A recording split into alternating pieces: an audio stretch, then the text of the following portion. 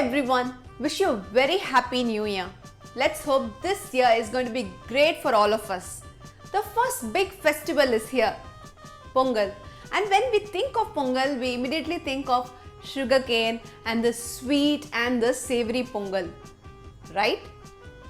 Today I'm going to share a delicious new recipe that you can try out this Pongal.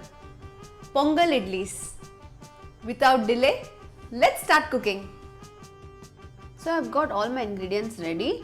This is raw rice, urad dal, methi seeds and moong dal.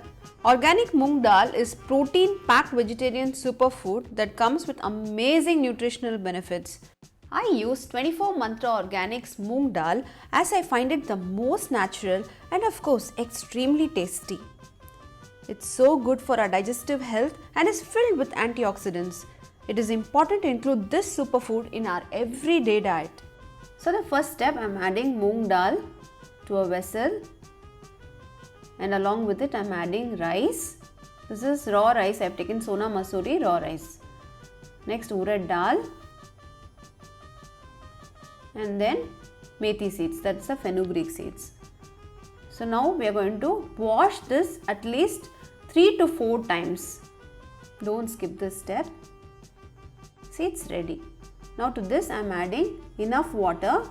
I am going to soak it for at least 4 to 5 hours. Now they are soaked well and it's ready to be ground. So what you have to do is remove the excess water. So the moong dal is well soaked along with rice. So remove the excess water and add it to the jar of a mixer. And now I have ground it smoothly. Look at the consistency. I didn't add any extra water. It's smooth at the same time thick. Now to this I am going to add curd. So this is thick curds I am adding. Next I am adding salt. It's an easy and super healthy idli recipe. So mix it well.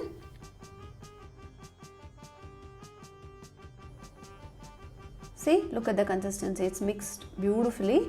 Now we are going to temper it. I've heated a pan, I'm adding ghee.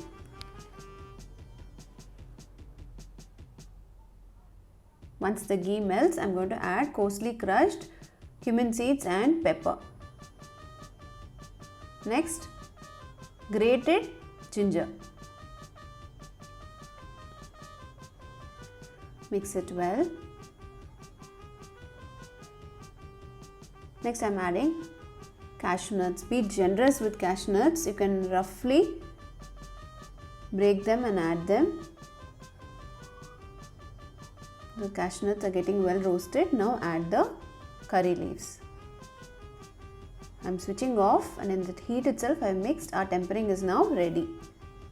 So gorgeous, smells amazing. Add it to the batter and our batter is now ready. Mix it well. We just need to add one more ingredient, but before that let's get the idli steamer and the idli plates ready. So I have placed the steamer on low flame, I have added water and now to the idli plates I am adding sesame oil and grease them. Sesame oil gives great taste to the idlis and it also helps the idlis to come out of the molds easily. So always use sesame oil here. Now I am adding the final ingredient, baking soda. It makes the idlis soft, light and fluffy and there is no need for fermentation. You can immediately make the idlis.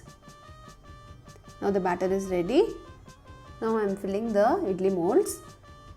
Just pour half ladle into each depression as these idlis will puff up so much. I know some of you must be thinking if you can even ferment the batter. Yes, you can also ferment the batter and make these Pongal Idlis.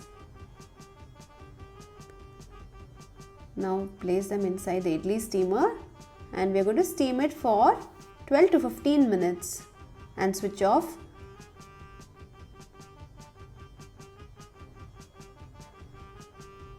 And by the time the idlis are done, I am also quickly making a coconut chutney. It pairs beautifully with these Pongal Idlis. So my coconut chutney is also done. My idli is also done. Wow, look at them. Beautifully puffed up, gorgeous. Smells just like Pongal. Look at the texture. Beautiful, isn't it?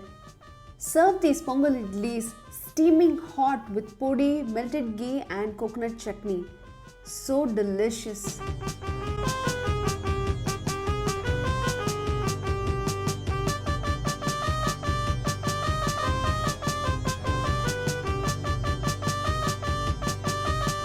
So you saw how easy it is to make this delicious Pongal Idlis. Do try out and share your feedback with me. I'll see you soon with another delicious recipe. Till then, happy cooking!